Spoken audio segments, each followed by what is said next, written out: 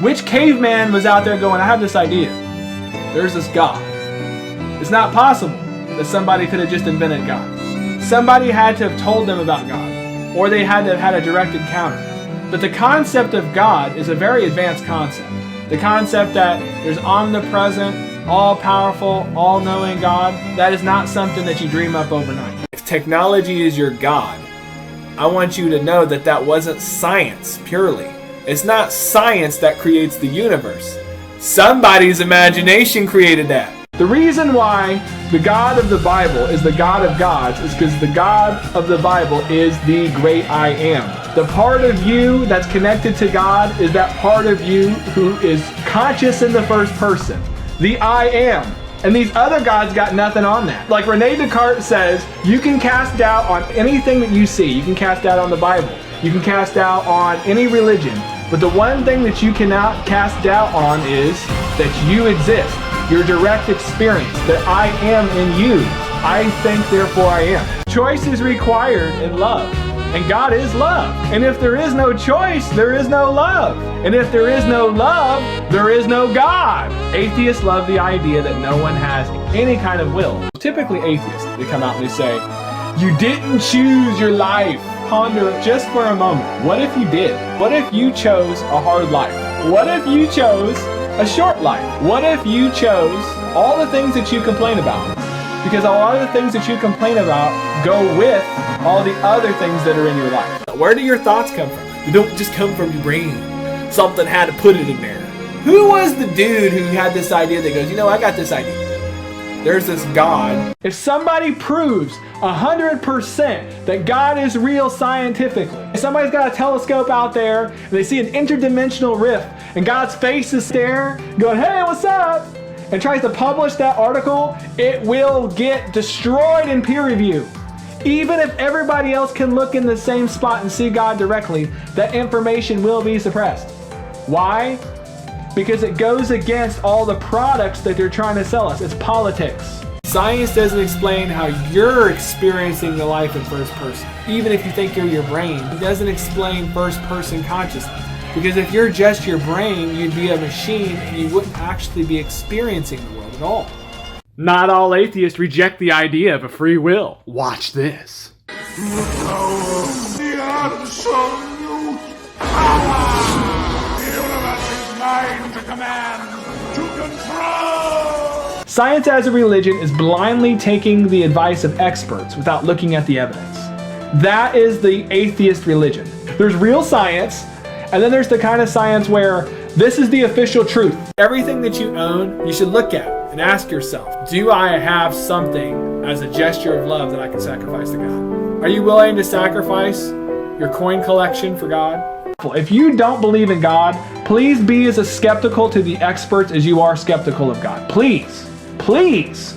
The experts are saying do this or that because the experts said so. That's no different than the Catholic Church back in the day who are taking people on crusades. Because you're not looking at the evidence. You're just looking at, do it, why?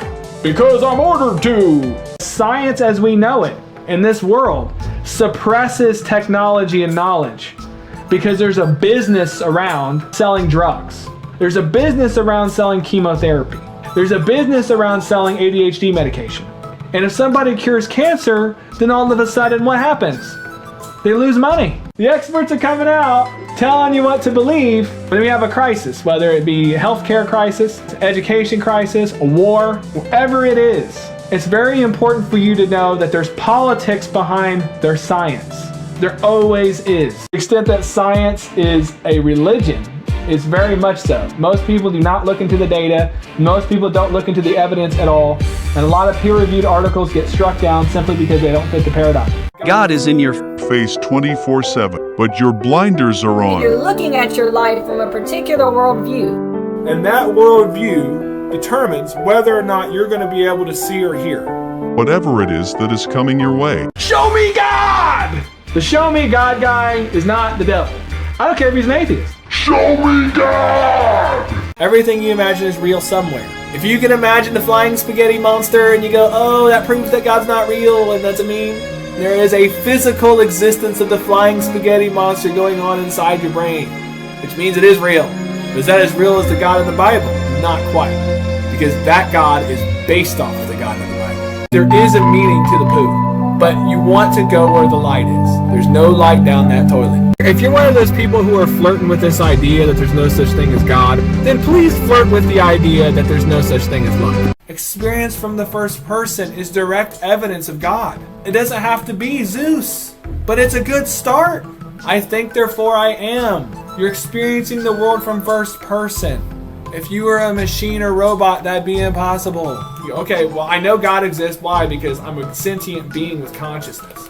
What kind of God? If you put your faith in science, it's no different than putting your faith into some other religion that doesn't provide you direct experience with God. They want you to believe certain things, so you buy their products. The atheist worldview religion, just listen to the experts and don't investigate yourself. Why do we even bother having mass education? Just to listen to what the experts say without doubting the information. You don't have to be a Bible-thumping Christian to find God. Because if you have a direct experience with God, not a single verse can be disproved. And the reason why is because you understand that every book is a doorway. It's not totally false, it's real. Unicorns are real, Santa Claus is real. Humpty Dumpty is real, Little Engine that Could is real. I'm telling you what children know. Let me remind you for a moment that you didn't care whether or not there was factual evidence backing up every single thing when you were 0 to 4. Because there's a truth to God that transcends our science. What if Earth was hell? If you were in hell for all eternity, how long would it take for you to get used to it? Have you ever lived in a stinky town? There's a factory that produces this terrible smell, but if you live in that town and the smell is constant, you no longer can smell it. And only visitors can smell that stinky smell. If you're not Christian, go meditate for 7 hours. And when you're done, you come back and tell me what your core desire is. We're on earth, we're neck deep in sin, neck deep in doubt, neck deep in poop, and we no longer can smell the stank. The stank ain't there no more. When you worry about tomorrow, almost 100% of the time it's because it's your plan, and it's not because it's God's plan. Write a Bible that's not inspired by the Bible. Try it. We already got that. It's called science. I hate to break it to you, the scientific method was inspired by Christians looking for God. There's no substitute for going up on that mountain and seeing God. God appears before Job. Well, how is Job going to be an atheist now? His loyalty's gone. Job has no loyalty anymore. It's been replaced with love and reverence for God. Try to outgive God for fun, even if you don't believe in him. That's cool. That's what's up. You've got to do more than what's asked. This is a problem that a lot of atheists have. They need direct experience. And I don't blame them, because 99% of the people inside of the Bible that we're talking about needed direct experience too. This life is like a cocoon, and you are under constant siege of transformation. A caterpillar transforms rapidly. From the caterpillar's perspective, if the caterpillar thought like a human, they might think they've got a disease. And then there's some people that might go, I don't believe in that. I believe I'm just a caterpillar. I believe I'm a caterpillar, and this cocoon is all that's real in life. If you're a Christian and you're just afraid of going to hell, in about 10 minutes I can talk you out of being a Christian. You know why you can't talk rant jams out of it? Because I've directly experienced God. You must have an enlightenment, a straight up Christian enlightenment. You need to know God directly. God, we got the God of the Bible. God, your God is not being loved. Direct experience and the case study of knowing God is the only thing that's going to fully get you there. You're only going to get part of the way there if you have blind faith. Once you know God, the jig is up. I didn't know anything until I found God directly. I read the Bible many times. I went to college for a decade and didn't know anything. That's how I know that you need to know God directly too. If you doubt the experts as much as you doubt God as an atheist, you will find God, because direct experience is the best path. Directly seek the truth. We are like seeds, but we're also being molded. But there's something about our inner nature that stays with us our entire life. That person that you were before you were born. And that's the person that you will return to when you meet your revelation. If you resurrect people from the dead and you do that live, you're going to get a lot of viewers, okay? There's going to be a lot of people watching. They're going to hit the like button, all right? We get a lot of views on that shit. The reason why the God of the Bible is the God of gods is because the God of the Bible is the great I am. The part of you that's connected to God is that part of you who is conscious in the first person. The I am. And these other gods got nothing on that. You can never read a word of the Bible and God could still appear before you. If you don't believe that, open your Bible and read it. Your direct experience is showing you that choice is real. Choice is required in love. And God is love.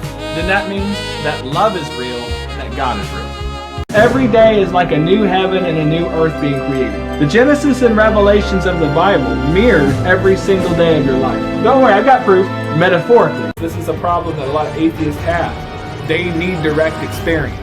And I don't blame them, because 99% of the people inside of the Bible that we're talking about needed direct experience too. Science doesn't explain how you're experiencing the life in first person. Even if you think you're your brain, it doesn't explain first person consciousness. Because if you're just your brain, you'd be a machine and you wouldn't actually be experiencing the world at all.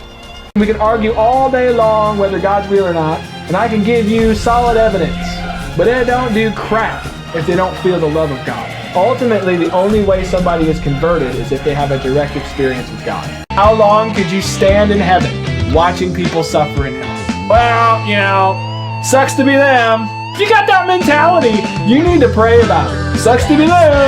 That's what creates atheists. My aim is not to convert people to Christianity. My aim is to show them the love of Christ. And if possible, help them find God firsthand. Do you know God firsthand? It's like you die and you're born again. It's an experience. It's not a metaphor. If you put your faith in science, it's no different than putting your faith into some other religion that doesn't provide you direct experience with God. They want you to believe certain things, so you buy their products.